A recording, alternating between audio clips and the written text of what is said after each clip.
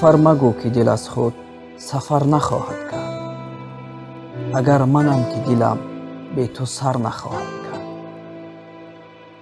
من و تو پنجره های قطار در سفر مرا به تو نزدیکتر نخواهد کرد.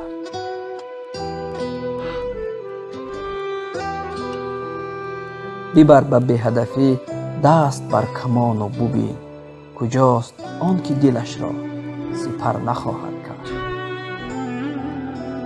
خبرترین خبری روزگار بی خبری است، خوشا که مرگ کسی را خبر نخواهد کرد.